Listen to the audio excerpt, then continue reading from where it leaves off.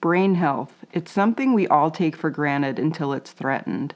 One day you're just going down the road, living your life, and out of nowhere and without your knowledge, your own immune system begins to attack your brain, creating a state of inflammation that is building under the surface until it reaches a critical mass. You are under siege with horrible delusions that your brain assures you are real. You can't think straight. You have gaps in your memory. You're struggling to piece it all together. And you are now, well, the new you, a misunderstood medical mystery. This is the compelling story of our first ever I Care for Your Brain podcast guest, R. Rose Bridie, a brave, smart advocate and survivor of a condition called Anti-NMDAR Encephalitis. In the next hour, Brady will share her story from symptom onset to diagnosis to treatment and how she continues to blossom as she learns to live alongside this complex brain health challenge. Anti-NMDAR encephalitis is an autoimmune condition, meaning for some unknown reason, her own immune system began to make antibodies against her brain. We're talking about the immunoglobulin antibodies, and they run up against the NR1 subunit of the anti-N-methyl-D aspartate receptors. These receptors are most commonly found in the limbic system of our brain and cause a constellation of challenging, painful, and often poorly understood symptoms that are primarily cognitive and emotional. Because the limbic system houses our emotional system, the acute presentation of this condition is often behavioral. There are no specific set of symptoms, but we most commonly see psychosis like hallucinations, mania, and paranoia. These symptoms rapidly appear within days to weeks in people with no prior psychiatric disorder. Oftentimes, people with anti-NMDAR encephalitis are admitted to the psychiatric inpatient unit and can spend weeks, if not months there, searching for answers and relief. And this is exactly what you're going to hear happened in Bridie's experience. This diagnosis draws our attention to a very real problem that continues to happen to too many of you in the brain health community. That is when the healthcare system adds an additional layer of distress called iatrogenic symptoms.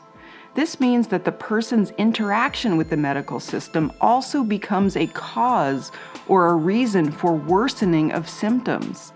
As you will learn, this condition often falls in the cracks between neurology and psychiatry, with far too few providers bridging that gap. This often delays a correct diagnosis and treatment, which is critical in anti-NMDAR encephalitis because early diagnosis and prompt immunotherapy treatment often dictate long-term outcomes. Examples of iatrogenic symptoms in the brain health community look like not being understood, being pigeonholed without a comprehensive workup because you're judged to be having a mental health crisis, being interacted with in an objectified way, and being dismissed. Now, this is not to say that our healthcare systems are not without their heroes and their angels, because they are there too. Brain health requires a unique and sensitive approach that addresses a set of human needs that lies between the most tender part of ourselves, the physiological, the psychological, the cognitive, and the social. Despite over 3/4 of adults with the neurological condition reporting that their mental health worsened following their diagnosis, over 60% report that their medical providers never asked about their mental well-being. The best brain health care happens when expertise comes from both the doctor with our academic and clinical training and the lived experience of patients. Valuing the contribution of both kinds of knowledge, the kind that comes from books and the deeply personal, is a necessary starting point for more humane care. This type of collaboration requires that medical providers truly listen to a patient's story and want to know what it is like to be that person living with that brain. So we invite you in to listen as Brady and I, board-certified neuropsychologist Dr. Karen Sullivan, try to do just that. I loved my time with Brady, and I think you will too. This is the I Care for Your Brain podcast. All the way from Australia, huh? Indeed, at coffee time, and Oh my gosh. you're having pre-dinner drinks, yeah? Yeah, oh, definitely. Yeah, you know me. Good. You know me. Bridie, Good. my name is Karen, Dr. Sullivan, and you are the first guest on the I Care for Your Brain podcast. Fabulous. What a privilege. Well, you know what? The truth of the matter is you have a story to tell. I already know this about you, and I hope to learn from you and hope to give you some insight from my neuropsychology brain. So what I want to do on this podcast is really have two experts come together. So the person who has the lived experience of a brain health challenge and a neuropsychologist to have an enlightened, educated conversation about what this has been like for you, your shoes and my shoes, and hopefully just get somewhere in terms of your well-being. But what I really hope is that other people who are living with your same condition can listen in and feel validated and maybe get some ideas from our conversation. Fabulous. Right, Okay. because we have a long way to go, wouldn't you say, in the brain health community with listening to patients more? Oh, Karen, I can't tell you how far it needs to, yeah, Oh, the road is a very, very long one, and they picked on the right person when they picked on me, because now I'm not only educating myself, but I'm educating the professionals full time. that's it. Oh, I love it. So tell me and everyone else listening, what is it that your brain has had? What is your unique brain health challenge? Okay, the name of it is Anti-NMDA receptor encephalitis. The short name is autoimmune encephalitis. Mhm.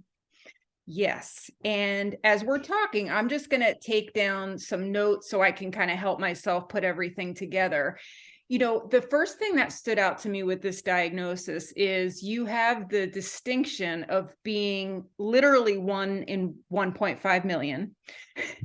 And because it is such a rare condition, but within the world of these encephalitises, these limbic encephalopathies, this is the most common one. So you actually kind of have your feet in two camps. Yeah.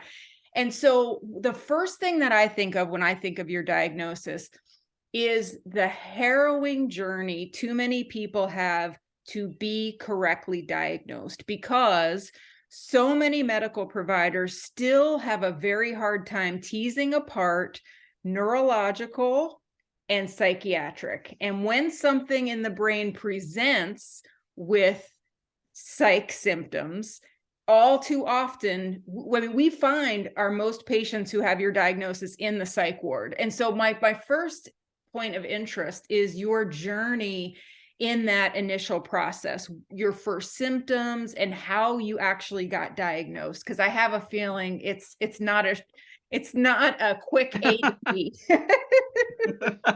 It's not indeed. So I'll try and give you the abridged version. If it's taking too long, you need to tell me. Okay.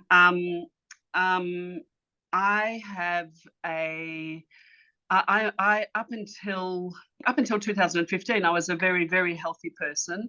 And then I got a breast cancer diagnosis. You know, when you sent me your meds, I looked up all your medications, because being in Australia, they have different names than I'm used to. And I saw that okay, so I assumed you had breast cancer. So that was in 2015. That was in 2015, and what you would have seen was the hormone stripper, the exemestane, that I keep on, because it was a estrogen positive breast cancer, which once again is a good one to have. Okay. So after a lumpectomy, chemotherapy, radiotherapy, I was on a really good trajectory to just being normal Brady again, completely healthy, living our life of, fun in Australia, as you know, everyone in Australia has fun. So that was my first ever illness, and at the end of it, I thought, okay, we're over and done with, until one day, I won't say out of the blue, because there was sort of a precursor to it where I felt tormented as a person. I don't need to go into those details because it makes the story longer. But basically, I was bullied to a degree, and one day it was seriously over days, not weeks. Yes. I went crazy. I mean, that's the only way to describe it. Yes. I decided that my husband was a pedophile. Oh. I know it was, in hindsight, now that I can see it so clearly, I just see that it was not just torture for me. It was torture for every single person around me. Not only that, but I was looking for. I have a background of bookkeeping, and so my brain went into, okay, I need to discover this ring of people who are doing this. I need to go through every single thing of my husband's, all the paperwork, all the computer work, and everything. But at the same time, I had a mind that was failing me, so I couldn't actually remember. I couldn't remember much at all. I was sleeping maybe 2 hours a night. And I thought I was completely sane. I thought that this was, oh my goodness, I've come across something really, really bad, and my job is to resolve it. I mean, it's funny now. It wasn't funny then. No, it was definitely not funny then. That's so. Psychotic symptoms happen across a spectrum, and what really distinguishes them is the level of distress they cause and the level of insight someone has. If you even had a 1% chance of thinking maybe this isn't true, it would have been different because you could go to someone you trust. But the whole idea is, what's really happening in this condition is your body has created antibodies against these very specific receptors in your brain, and they basically fill them up. And where you have those most receptors, as you probably know, is your limbic system, which is really the emotional center of the brain. But also, the hippocampus is right there, which is our memory center. So what you described really feels like it fits the stereotypical first symptoms where people almost look manic. There's a need for and this is why so many people wind up in the emergency room and then go to the psych ward, because they just look like they are agitated and racing and delusional. So how long, Bridie, did you stay in that state? So I was probably there for about 4 weeks before my husband said, oh, we're not getting on very well. I think we should go to a marriage counselor, which is our only, it's like, oh goodness, okay, because we'd been on such a smooth trajectory in our relationship and in our life since then, up until then. And then suddenly, so we didn't know. So we made an appointment with a marriage counselor, and at the same time, my eldest daughter, is a psychologist. And so at the same time, she said, Mom, I think something's wrong with you. I think you should go to your GP, which is in Australia, general practitioner, and maybe get a referral. You might need to be referred on.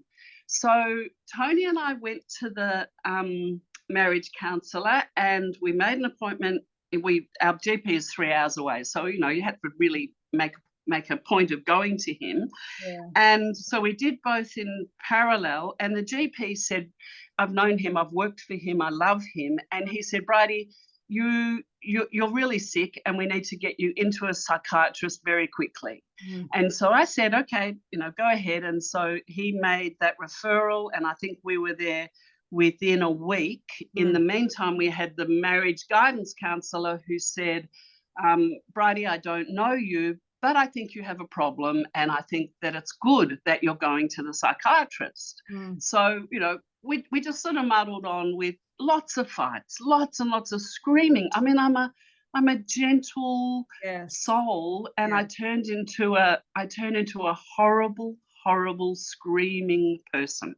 Yeah. Well, Bridie, you bring up a very poignant part of what you've been through and what I have empathy for as a neuropsychologist, and that is really the interface between brain and person, brain and soul.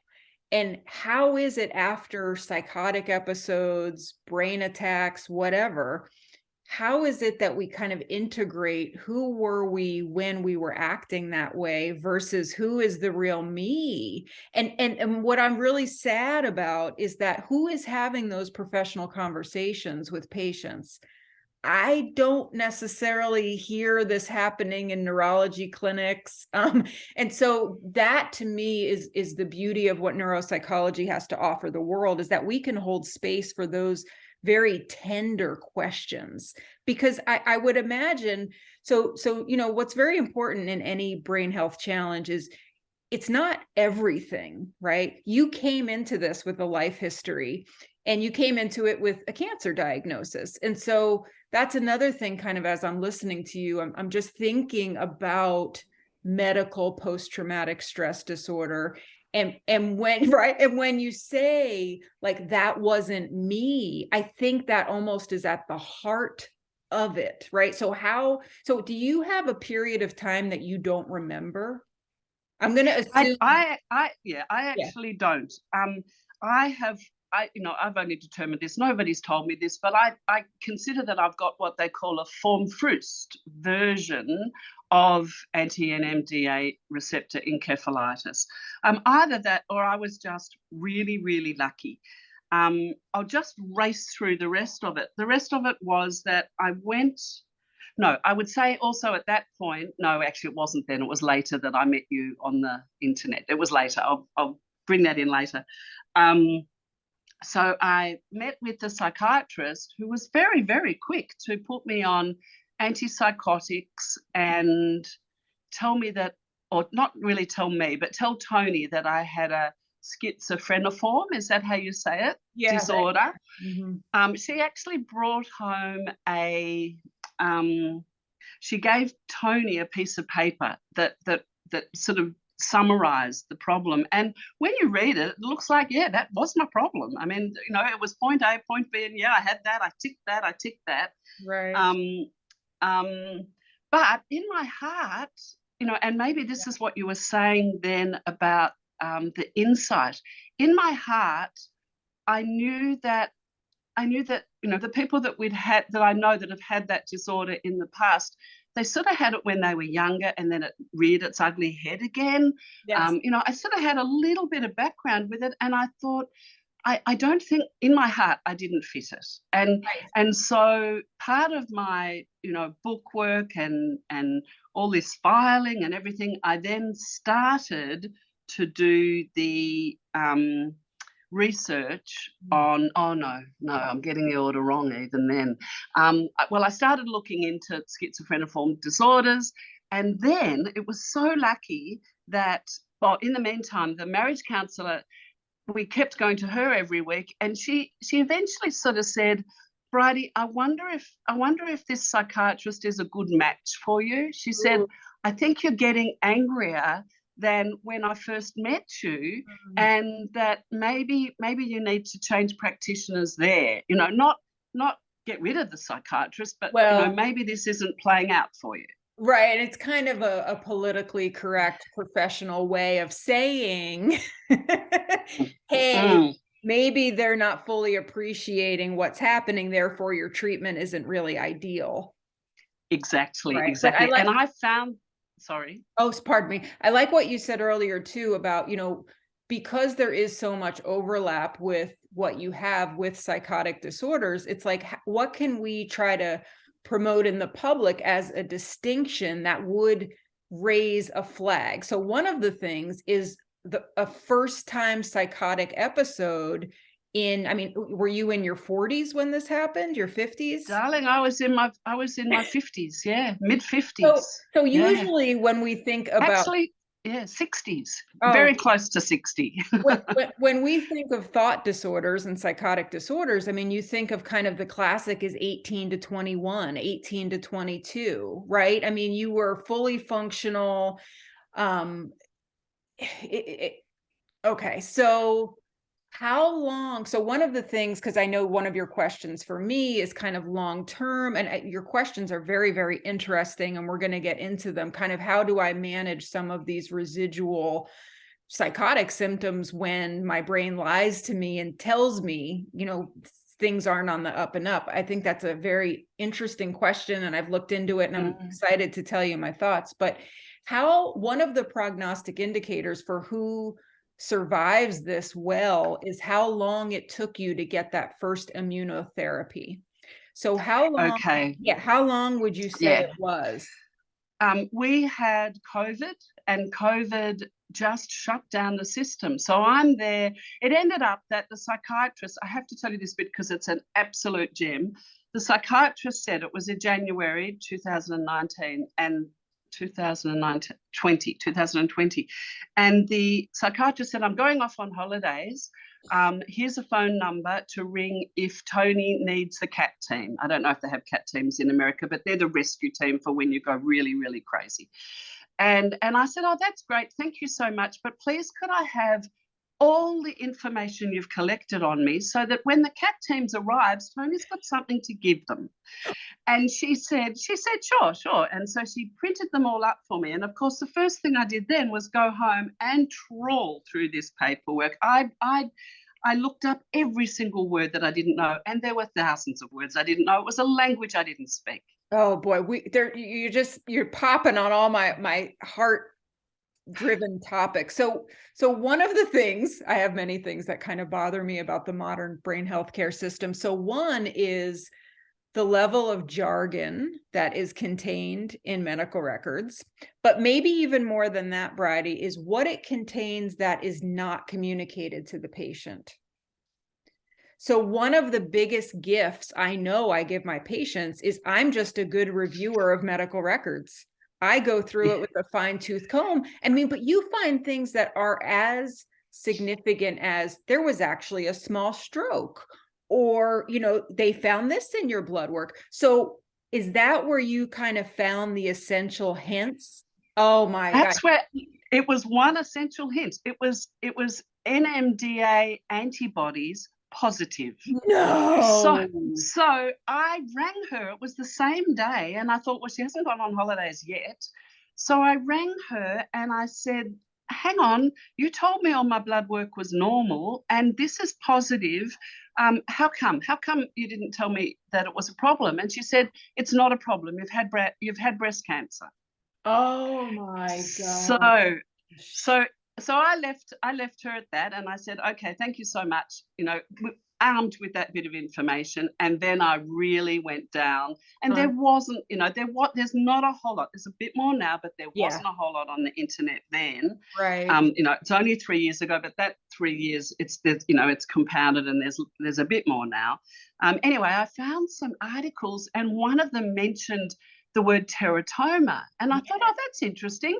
When I had, one of my ultrasounds for one of my checks, they mentioned the word teratoma.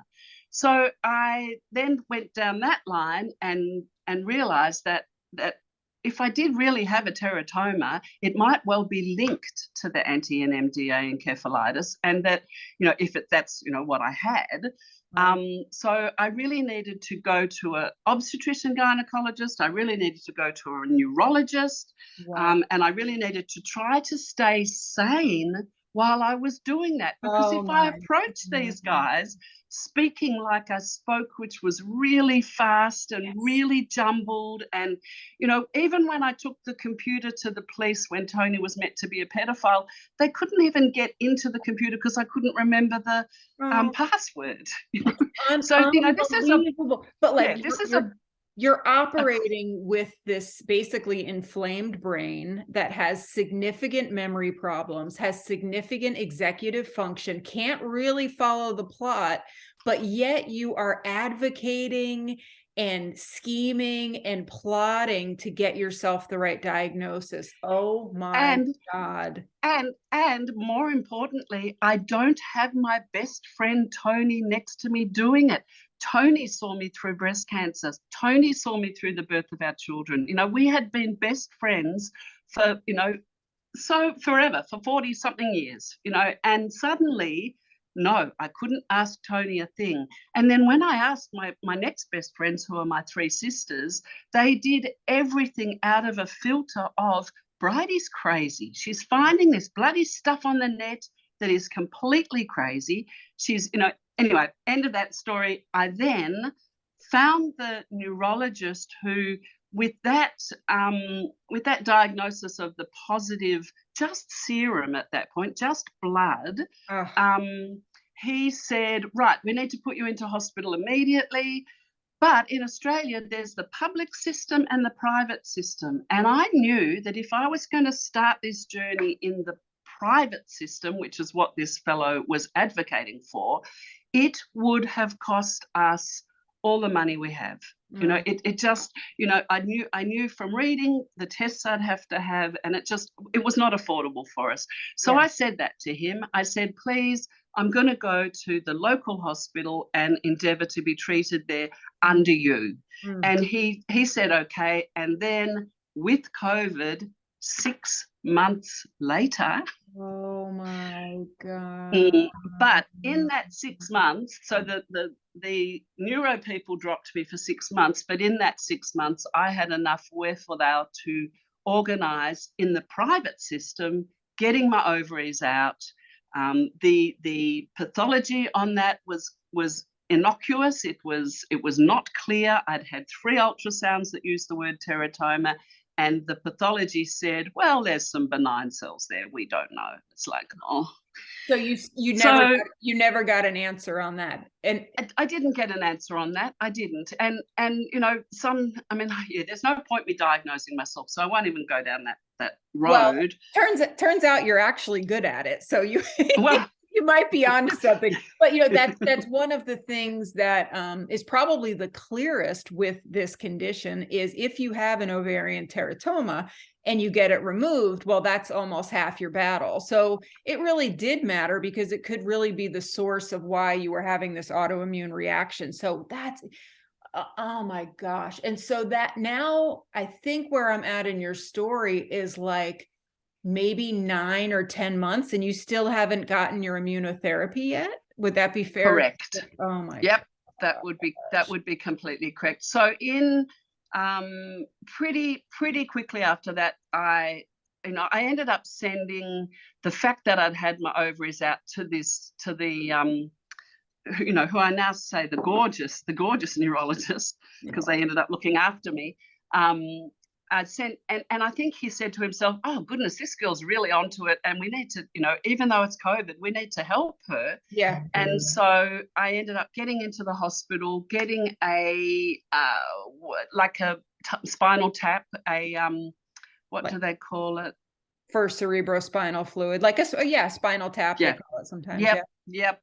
And that showed positive for NMDA antibodies, and so he immediately put me into hospital, into the public hospital, into the public system, where then I got I got IVIG, and I got the stuff that calms the IVIG as it's going into your system.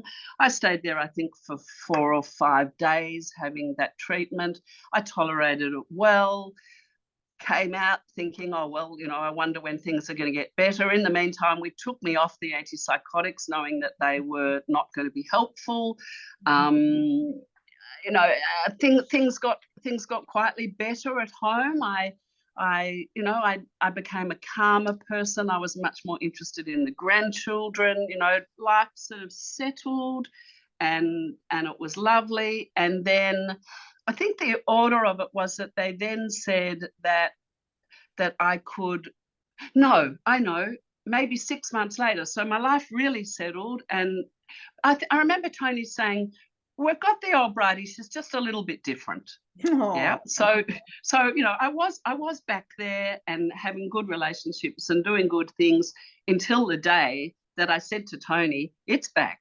Oh. And I was able to actually to recognize it immediately. Things like not just thoughts, but I've got some physical symptoms that I was able to say I need to get my antibodies tested immediately. So I just went to the GP to do that. It takes 3 weeks. They send it off to Queensland State in Australia, and then it came back, and sure enough, it came back positive.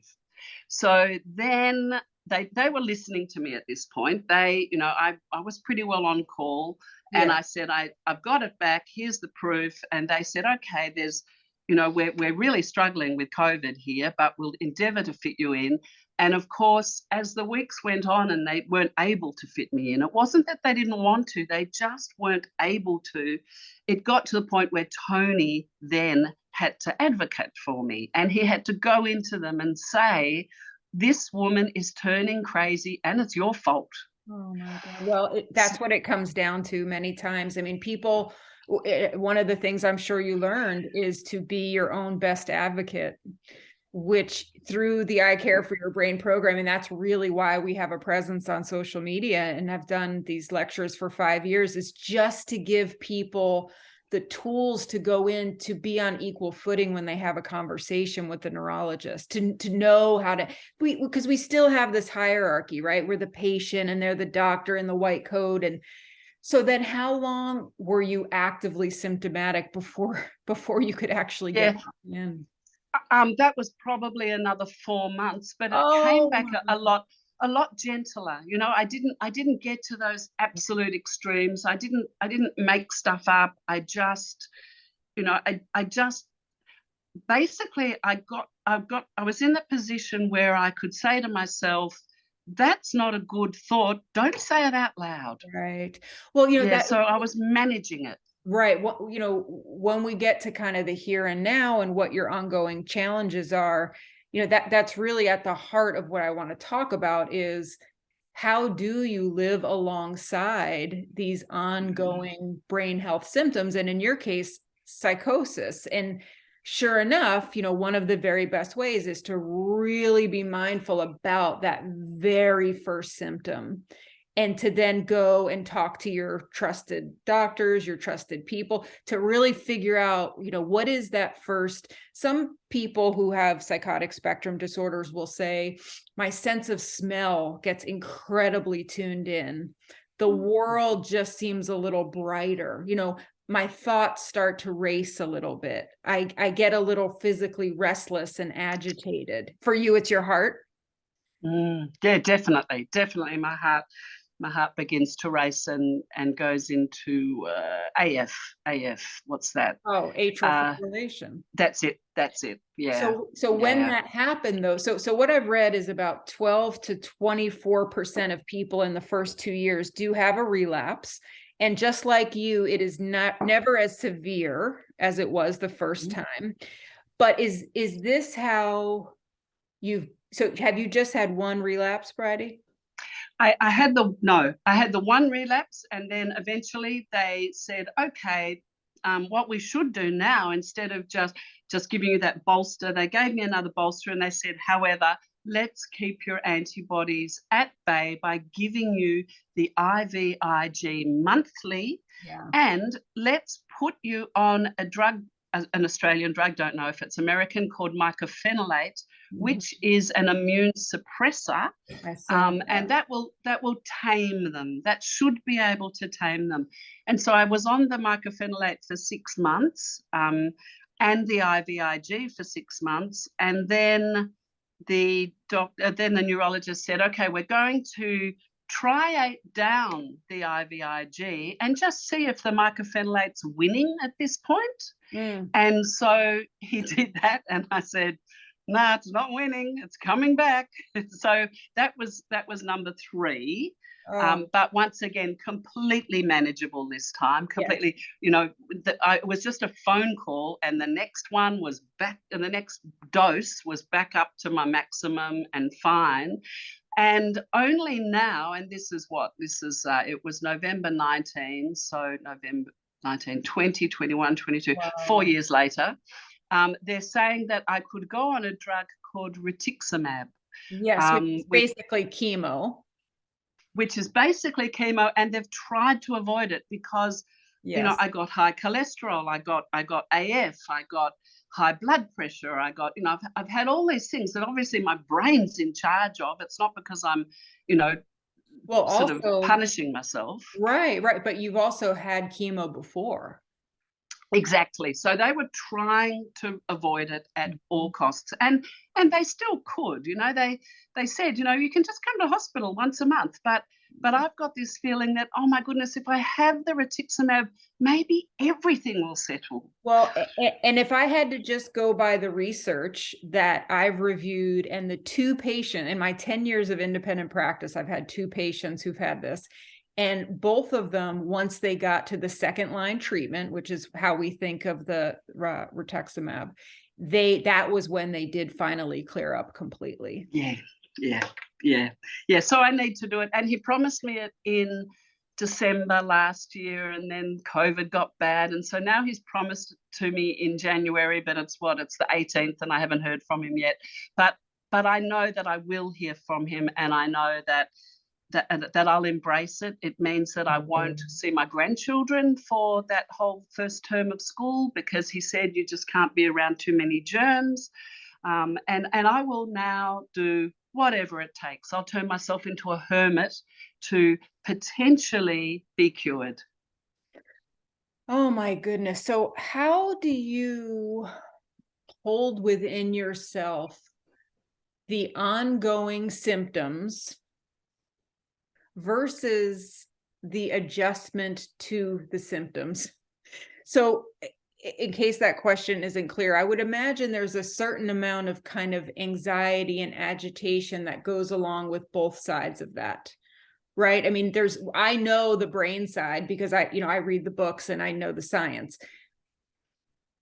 Yeah, the living side. Yes. So my living day to day now, although, I mean, apart from the people that are going to listen to this, I keep very, very close to my heart so that I don't upset anyone. My whole support network have been through such a rough time that if I can keep it to myself, then I won't hurt them any further. So that's full in my mind. And what it looks like, full disclosure here, what it looks like is I just remain a very, very suspicious person of Tony, Right. despite the fact that Tony can say, I love you every day of the week, and live, I love you every day of the week, and give me his telephone to look through if I need it, and not say a word, and do things like sit on the same side of the table as me so that he's not hiding anything when he's looking at his computer. I mean, he's got so many strategies that are trying to be very helpful, but the crazy Brady, or the little bit of crazy Brady that's left, goes, oh yeah, you've just looked that up. Now let me link that towards the person that I think you're having an affair with, or let me find out what that person's doing so that I can see why you have posted that song. I mean, so kind of making unnecessary, overvalued links to different things. Yeah. We say unnecessarily and overvalued, but then my brain sometimes says, what I'm seeing is actually real. Oh, and sure.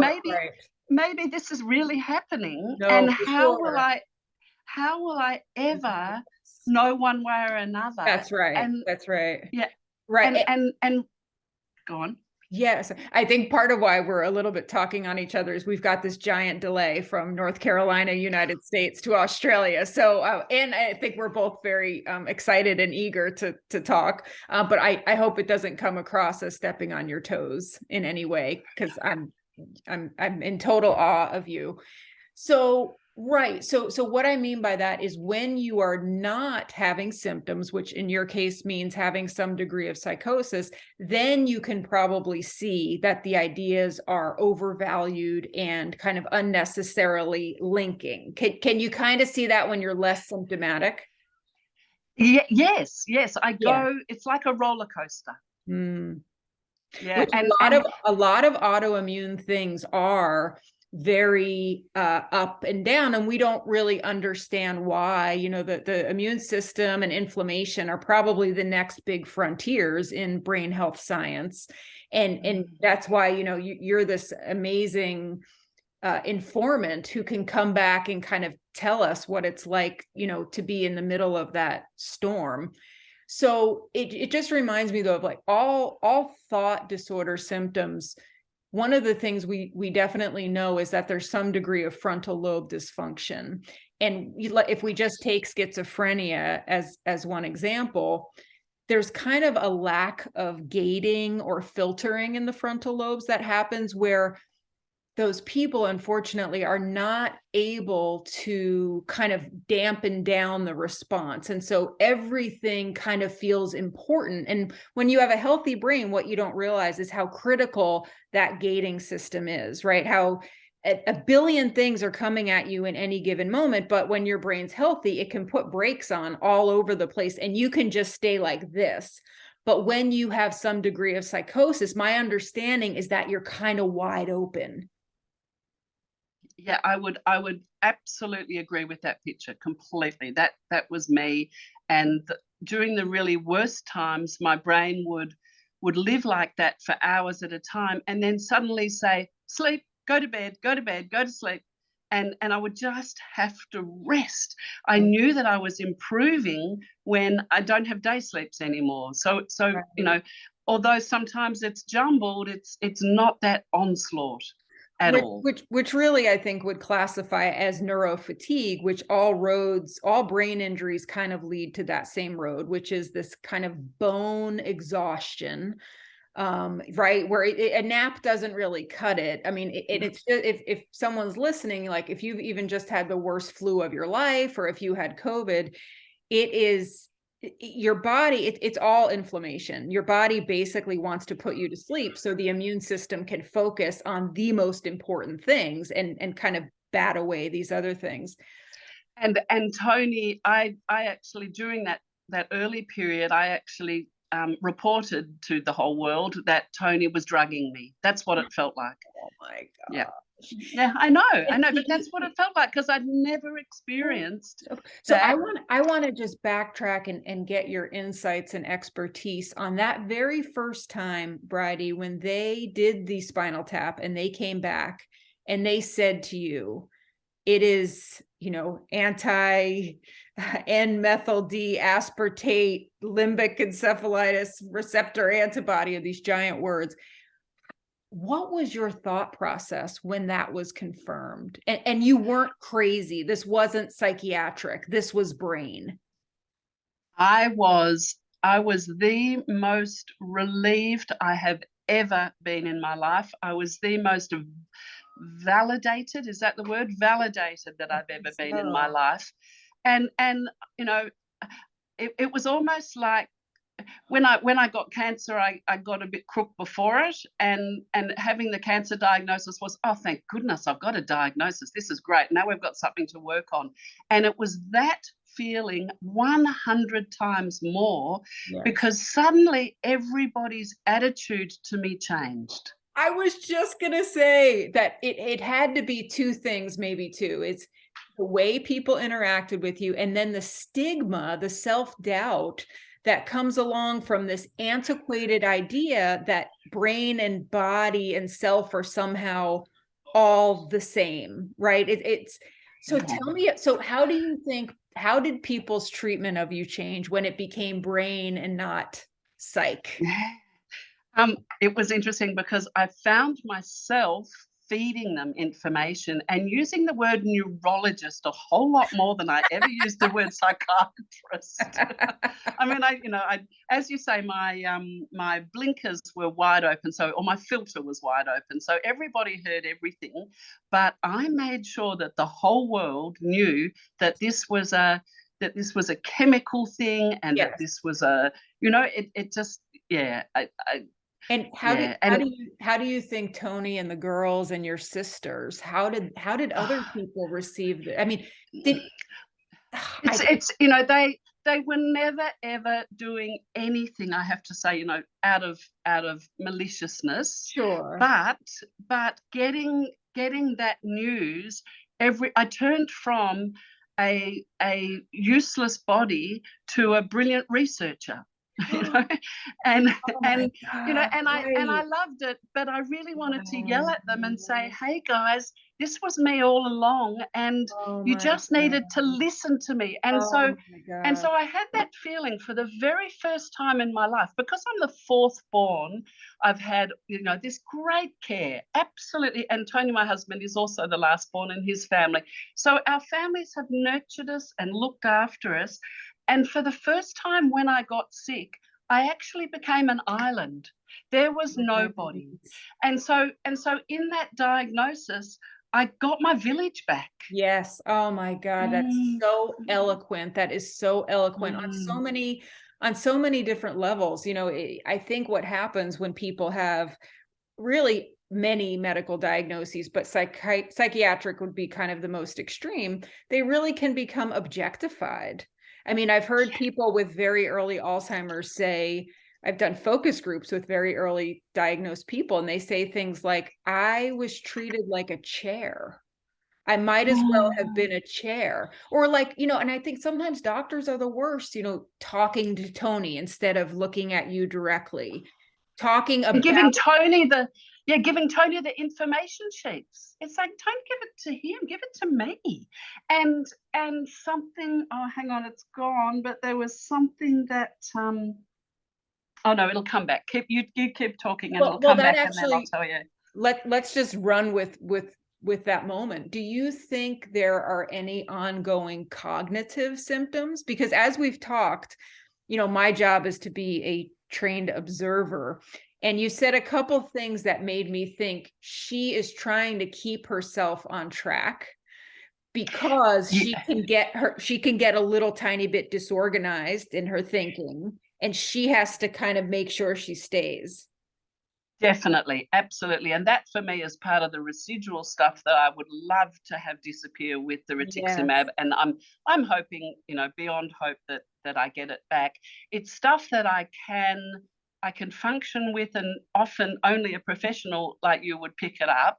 But I do definitely have memory issues. Now I tend to write things down a whole lot more. Yeah. You know, I've got my strategies to combat it, right? So it doesn't get in the way. And I've just thought of exactly what it was I wanted to tell you. I wanted to tell you that when I would go to the neurologist, I knew that the neurologist would say, now, Brady, I want you to remember these three things: the lamp, the curtains, and the chair. So they would say that when I arrived, and I would spend the rest of the consult not hearing a word and repeating lamp curtains, thing, because I was too scared to say to them, oh no, I'm still a bit sick. I'm still a little bit sick. So I remember those things. So I'm actually perfect. You know, it just, my whole being was, I am well, and you just need to help make me a bit better. Right. Yeah. Rather than, hey, I'm going to lay it out on the table and tell you that if I wasn't saying these things in my head over and over again, I wouldn't remember them. Right. You know, I would now, but when I was crook, that was my strategy. My strategy was, you know, and it did me such a disservice, I realize. But at the time, you're kind of operating from survival, and I think you're kind of trying to claw your way into some empowerment, because in a way, right, your symptoms haven't been listened to. I mean, you've been really, you know, victimized by COVID in the sense of being, the medical system became even more inaccessible to you just by simple scheduling and demand, supply and demand. But again, kind of what I'm hearing in your story is maybe these two examples where the medical system didn't do what we like to think the medical system will do if we are ever in a really bad spot, which is really take care of us, get us a correct diagnosis, and get us prompt treatment. And even more basic than that, listen for what's not there. That's what didn't happen. I didn't feel like I was truly listened to. You know, Right. when I went in with my paperwork that was, I thought, supporting the premise that, you know, maybe I did have this, it was, you know, it was taken politely, Yeah. but never, you know, never really read. So how does that inform the way you think about people who have psychiatric disorders now? Oh, I am the most compassionate. Um, I it yeah it I now, I'm a little bit like you in that I listen for people's brain health, and particularly the oldies in our life. You know, the people whose brains are really, really, really just plain used up. You know, Mm, I'm patient with them, and I'm, you mm. know, and I'm not loud anymore. I'm gentle, and I'm, you know, oh my goodness, it's made me. And once again, you know, let's look at that silver lining, because that would be it. That would be it. I needed to be taught this, and I just got taught the hard way. Wow. And when we think about kind of the trauma circle, the way it ends is we take our very stressful experiences and apply those lessons learned so other people don't have quite as hard of a time of it. And you said when we first got on the call that, part of what you've dedicated yourself now to doing is to promoting public awareness about this condition. Tell me what you do.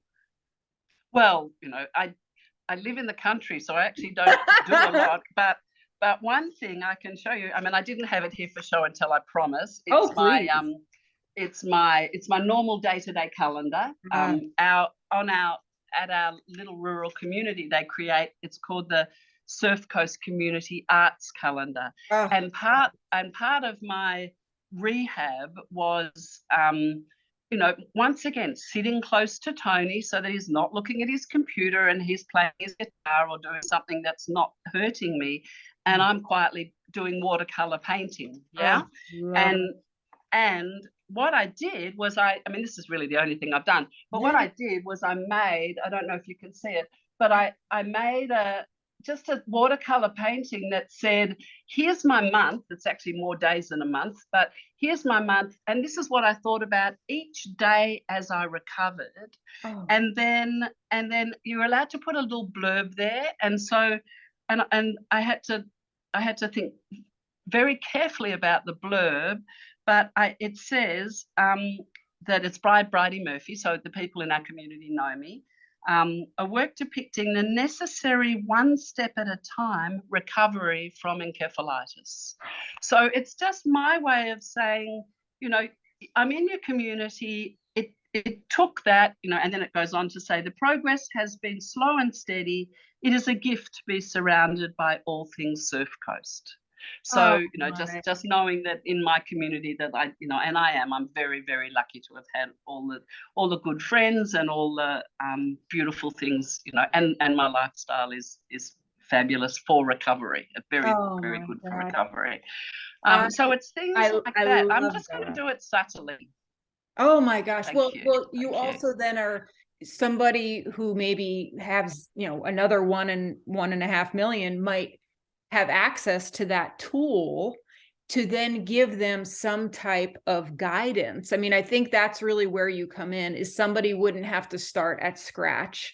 Do you do anything with social media on any, chat rooms or support Oh, groups? yeah, I sure do. There's two fabulous NMDA receptor encephalitis sites, and one is run by a woman called Christy, and she is she is a magnificent woman who, you know, I don't even know how she just, or why she decided to start this page, but she initially was my absolute brains trust, was my, I would say, Christy, this is happening to me while I'm on this drug. What do you think? And, you know, she would premise everything with, I'm not a doctor, but I have found this, this, and this. And she, you know, in the end, she's just my friend now. I mean, she doesn't know me. She doesn't know what I look like, but I call her, you know, she's right up there with the oncologists as far as I'm concerned, because there was no need for me to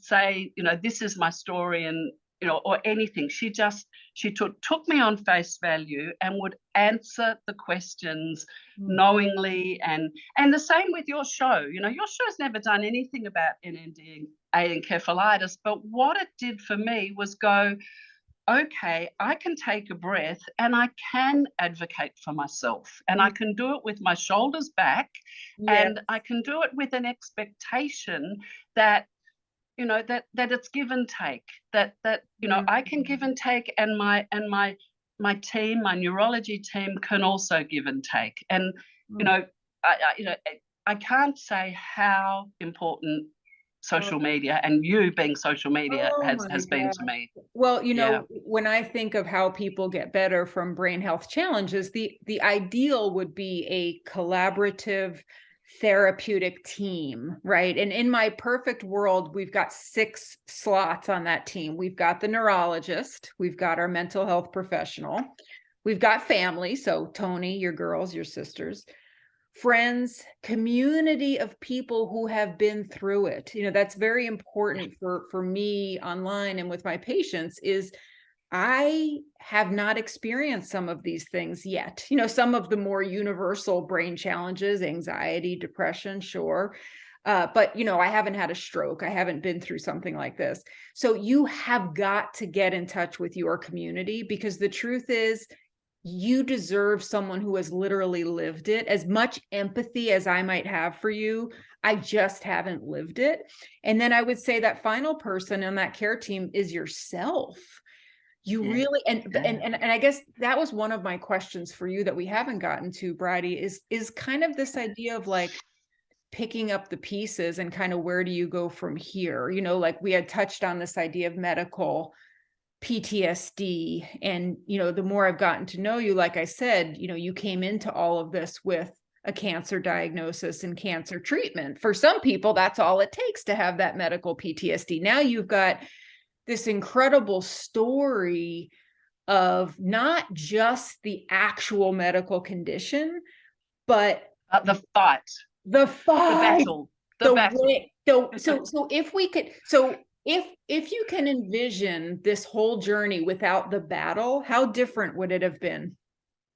Oh my goodness, it would have been absolutely, totally manageable. Yeah, because I do I do health well, or I do doctoring well. Yes. And so I trust my body. I trust that it will tolerate what they suggest, and that things will eventually work. It might have been a long process, but to picture the process without angst, you almost can't, because it's so embedded in me now. But yeah, it would be lovely. And I think that's why it's important that we do share it and that we do tell people about it, because the more people that know, and I made sure that the original psychiatrist had sort of followed my journey. I've done it very subtly so that she didn't feel picked on. But the more professionals and the more lay people that know, will just be put in better stead, I think. So before we get to your questions, you tell me, as a brain health professional, what can I do better? If I kind of have 2 patients in mind. One is someone who's been diagnosed. We know exactly what this is. And then there's the person who comes to me, new onset psychosis, agitated, some cardiac symptom, the person who's not yet been diagnosed. What could I do better on the first person? So the person who comes to me, who's been through the infusions, who's had a relapse, and they're living with it today, still with some residual symptoms. How could a brain health doctor help? There's a difference. There's a difference, Karen, between a brain health doctor and you. You've already got what it takes. You've already got that the empathy that sometimes it's hard for you to find because you haven't been in their steps, but you're continually looking for it.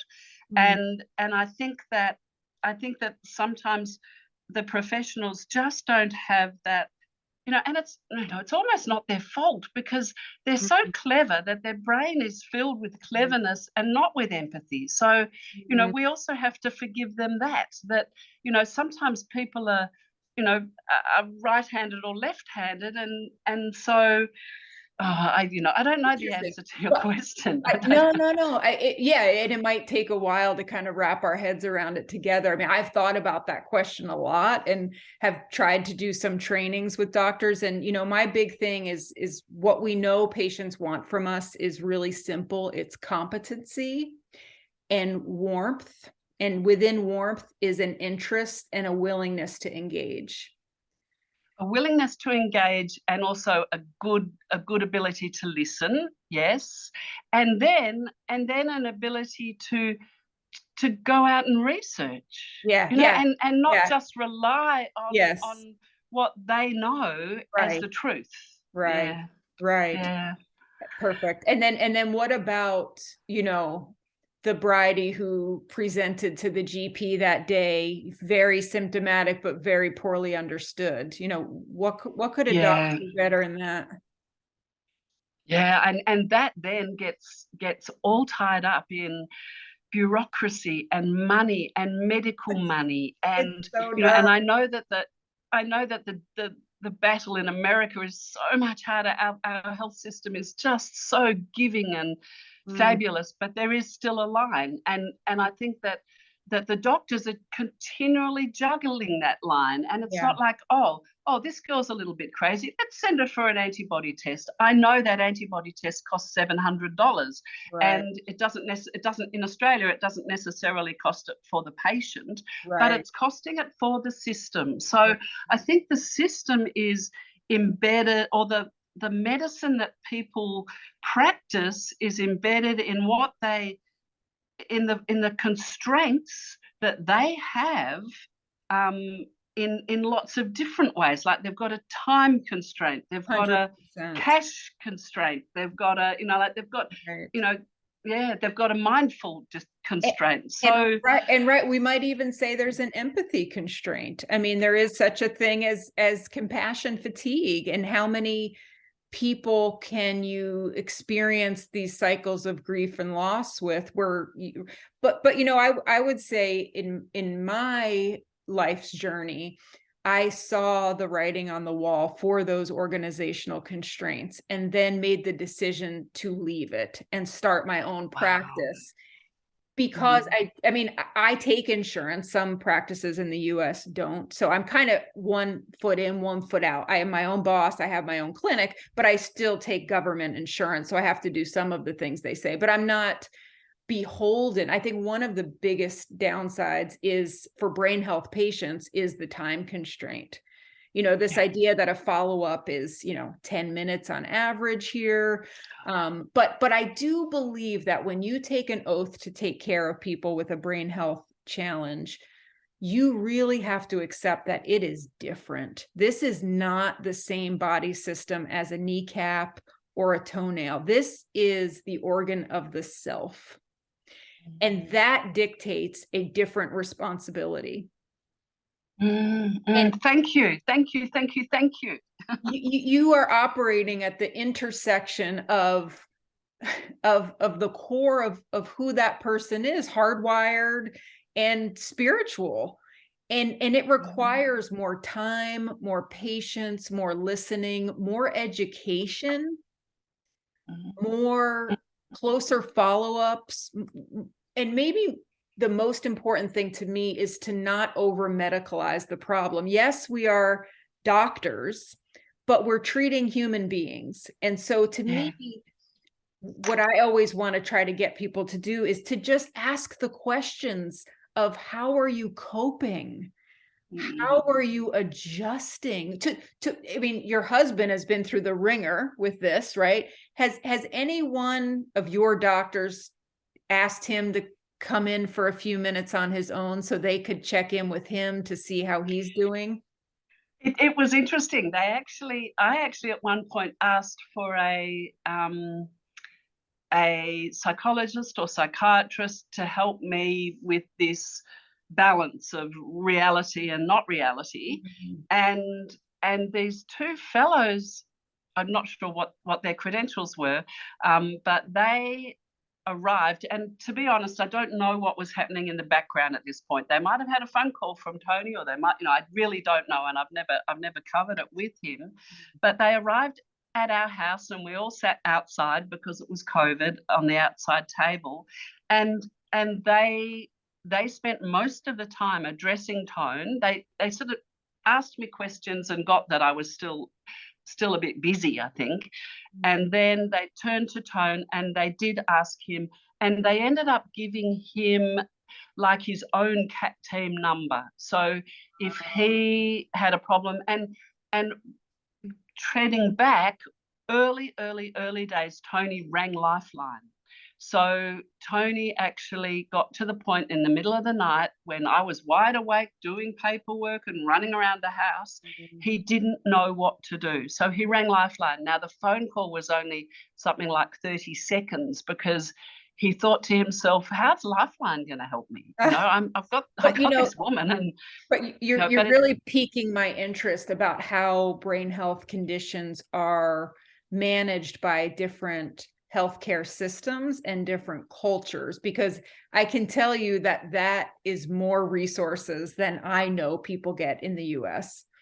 Wow. And wow. Right. I mean, and so that's incredible. So I'm so grateful that someone was able to come and address his experience as the spouse, because my experience is that's almost ignored part of the journey. It's really tough. So Bridie, please repeat those questions that you sent to me, which were kind of, how do I manage these ongoing symptoms of psychosis? So we can get into that. You remember what you wrote? I don't remember what I wrote, and I don't have a copy of it because it went straight to you. Yes. But I imagine, and I think I know the answer already, that's the truth, but I imagine it was something like, please give me any intel that you have on how I manage the underlying suspicion and the, just feeling like I always have to second guess and look at what Tony's doing. That's absolutely accurate. And then the poignant piece that I thought was so important for us to talk about is, you said, am I essentially reducing my risk of a full recovery if I continue to, quote, give in to these symptoms? If I right. And so I really wanted to be able to talk about that, because to me, that's one of those kind of trauma cognitive distortions. And I think you're just trying to take care of yourself, and you're just trying to be self-preserving and make sure you're doing everything to help yourself. But I think it is also one of those feelings like we give ourselves more perceived control than we maybe really have, meaning like, how can I muck this up myself? When really the truth of the matter is, this is an extremely neurobiological process that the only way you can possibly influence it is by really not focusing on intensive stress management, right? That is the only thing in the literature that I could find that had to do with, I just think it's totally out of your control, the reason it starts and why it happens. And then the way your body responds to the first and second line medications is really out of your control. It's just the way your brain responds to it. And I don't think that you can do anything other than to help yourself sleep well, keep stress low, social engagement, stay on a schedule, eat high protein, low sugar, be good with hydration. I don't think your thoughts or giving into the thoughts or overcoming the thoughts is really going to make any difference at all. I think, though, what you can do is that piece of mindfulness to slow down and really figure out what is that initial tipping point, which it sounds like you've done that work to know for you, there's some cardiac symptoms that happen. And then you sound like you do a perfect job already of communicating that to your trusting partner, and that you have a basically like a team in place under you that once you tell them you're having that symptom, there's a procedure in place for getting in touch with the doctors. Yeah. Yep. Absolutely. That's very reassuring on one point and very disappointing on another. Because you would love a little bit of control, right? Yes, but I'm not done yet. So okay. There's two different specialty types of psychotherapy that could specifically help you. So within the world of cognitive behavioral therapy, we then get further specialization. So, we call it CBT. We have CBT-I for insomnia, and there's CBT-P for psychosis. So there is a very specific manualized treatment.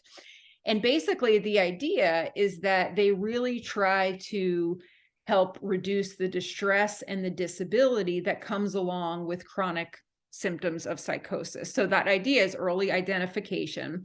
And then they try to teach you the 3 C's, okay? So the first one is to catch it. So how do you catch the first wave of the psychosis, right? And you do that already, we know. The next thing they encourage people to do is check it, which is kind of reality testing, right? So you go to Tony and you say, look, my brain is telling me that maybe you're talking to someone on the internet. And so you actually challenge the thought. You don't keep it to yourself because that's going to make it fester. You go directly and you check it out. And then the third one, the third C is to change it, which is really hard when the thought distortion is coming from such a strong biological problem. And that's where you try to take that paranoid, suspicious thought and you basically try to outsmart it with a lot of frontal lobe functioning, a lot of reassurance. I've thought this before and it wasn't true. Maybe this is my disease speaking. Maybe it's my disorder speaking. Really try to challenge the thought in order to make it more adaptive. And then the second one is called ACT, or acceptance and commitment therapy. And what that would tell you to do is to try to diffuse, this one is pretty tough, but diffuse the symptom from yourself. Now, this is fascinating as it relates to the brain. And in fact, there's a subspecialty called NeuroACT that is using the principles of acceptance and commitment therapy with folks who have a brain health challenge, specifically because y'all probably need it more than anyone because the brain and the self are just so intertwined. But the idea with their approach is basically you try to live your value. Your values are in the driver's seat, not the symptoms. That's lovely. I love that. Right? Yep. So the idea is, like, what would you say, Bridie, are the 2 most important things in your life?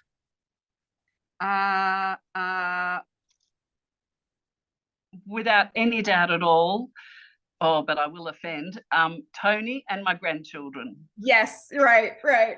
And so when you make decisions, you want to think, how does this serve and honor Tony and serve and honor my grandchildren? Is kind of opening up this suspicious line of thinking, is that based in the helpful belief that I know is true? I know my husband loves me. I know he is trustworthy. I know he is faithful, but yet it's just like I have a broken bone and I x-ray it and I see the fracture. Your specific issue is these antibodies start running loose. They get in the emotional center of your brain and you start to have symptoms. So really, I think the diffusion techniques from ACT, really trying to separate, is this myself thinking this, or is this my injured brain thinking this? It's very subtle, but I think if you could find an ACT therapist, and that's again another benefit of social media becoming so easily accessible, is maybe you could even find someone online who could try to help you really dig into those concepts a little bit more. Because I think on Fabulous.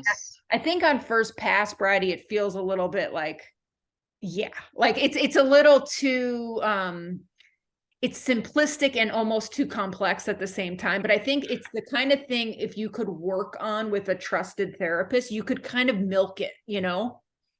Yeah, yeah. And you know, if it made 10% difference, it would be That's right. helpful. That's right. Yeah, it just, you know, little steps. I'm happy to take little That's steps. right. And what you've just described in the last 5 minutes, I'd never heard of. So that's, Oh, you know, look at that. that's a Okay. gift. Good, That's a gift. good. And then you know, I've got pages here of my little research I did for you. The only other thing on my list of things I wanted to talk to you about is this whole idea. There's something called the stress vulnerability model of psychosis. And basically it means that the relationship between stress and psychotic symptoms like paranoia is bidirectional. So the more psychotic symptoms you have, meaning the more suspicious or paranoid you get, right? We would kind of put that in the classification of a delusion, right? Yep. Right. Yep. That you get stressed out when that happens, but vice versa, the more stressed you get, the more likely you are to experience the symptoms. So that's why I say it's your self-care and your stress management is really the most important thing in this journey. To me, Wow. the most important thing you have control over to try to work this autoimmune condition back into stability is really prioritizing high quality, continuous sleep, high quality engagement during the daytime. Exposure to early morning sunlight is coming out more and more as very important for the brain. So that just sounds like a walk in the morning, doesn't it? right, exactly. And not wearing sunglasses. So the idea is you actually want the sun's rays coming into your eyes. The eyes are an extension of the brain. And that's I knew that. I knew that. Isn't that fascinating? Because I had photophobic. When I was really, really sick, I just had to keep my eyes shut. Yes. Yeah. You know, yeah. Wow. Yeah. And then I would say, you know, really respecting the power of distraction too. So maybe once you realize you're having symptoms, the key is to then really, as much as you can, not give in to them, in quotes. Like, so maybe you can have a deal with Tony, you know, when I tell you that that's when we need to go for a walk, that's when I need to go to a coloring book or listen to music, or just not stay susceptible to it and try to move my to a different place. Yeah. Yep. Absolutely. Yeah. And what I'm also hearing is that instead of thinking that I'm doing everybody a favor by not bringing up the illness, not addressing it in any way, and just doing my little hiding stuff, I think I would probably do more of a favor and potentially risk it being uncomfortable for Tone, but for my well-being, be more honest and more upfront and say, okay, you know, I need a bit more help here, you know, please will you help me manage it by doing this, you know, whereas before I've been sort of hiding it, you know, just it's kind of hard too, because I know you're motivated to hide it because they've already been through so much and you don't want to put them. And again, this is kind of one of those, you know, not to perseverate on medical post-traumatic stress, but I just think it's such a common yet under-recognized part of a brain health challenge. Part of, and trauma has so many different forms, but it affects us in basically the same ways. You know, it changes the way we view the world, ourselves, or in the case of our brain health community, the safety we feel within our own brain. And so when I think our core safety feels threatened, the worst thing we would ever do would be to threaten someone else. So there's this feeling, you don't.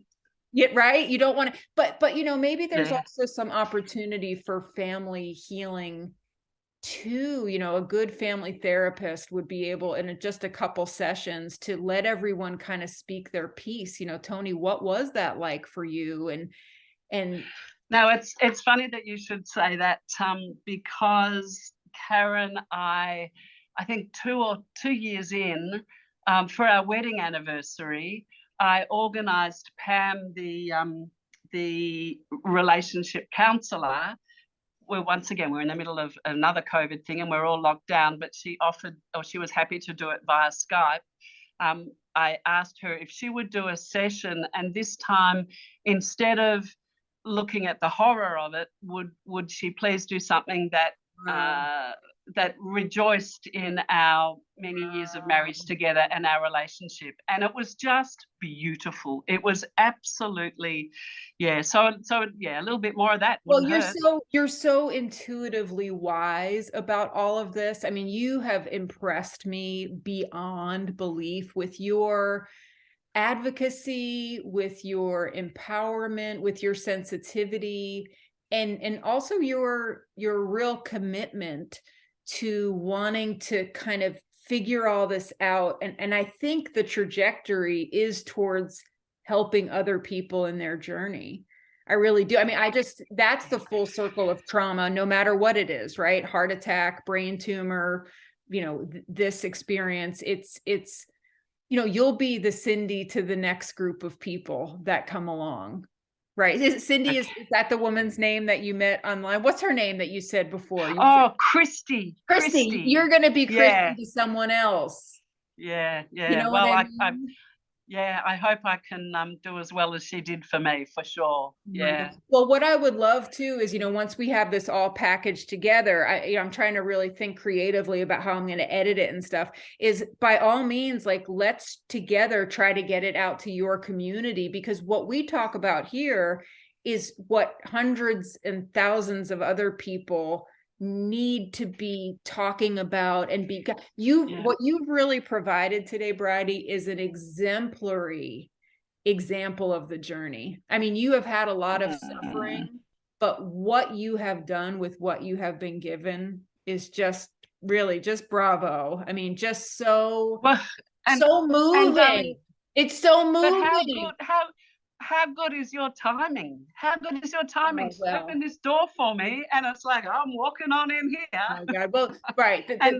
The question though is, right, is it my timing or what is going on here in the universe? Because when I decided to do this, what I really put out in my mind was the right people will come, and these stories will be illuminating for other people who don't have access to an expert, but also don't maybe have some of the resources that you had. And what you had, Brady, was an incredible husband, an amazing family, but also the intelligence, the stick-to-itiveness, and really the desire to persevere in your soul. That's what has given you this good outcome. Not that you're totally out of the woods, but I often weep for people who don't have it within them to stand up for themselves. They don't have a tone. That kills. Yeah, they don't have a tone. They don't have a brain doctor who cares. And so, I'm just one person trying to do my thing in my corner of the world. But these conversations, my soul's desire is that they get out there in the world and they help so many more people than I could ever help individually, right? If people can overhear a respectful, empowered conversation, then their journey won't be as hard. Oh, thank you, Karen. Thank you. Let's hope. Well done. Oh, I loved it. I loved every minute. And now it's dinner time for you. Get there. Okay, listen. Fill your tummy. Let's do a follow-up after you have the next treatment, because I want to hear how it's going. Okay, love to. Okay. I'll get on to Carrie. Is it Carrie? I'll get on to Carrie. Yes. And put you in the loop. I know you so well. You don't know me at all. I know you so well from listening to you for years, and suddenly you've just walked into my living room. I love it. Mwah. Thank you. You're so wonderful, and just thank you so much. It means so much to be the first guest on this adventure, and I don't think we could have picked a better person. So thanks a million.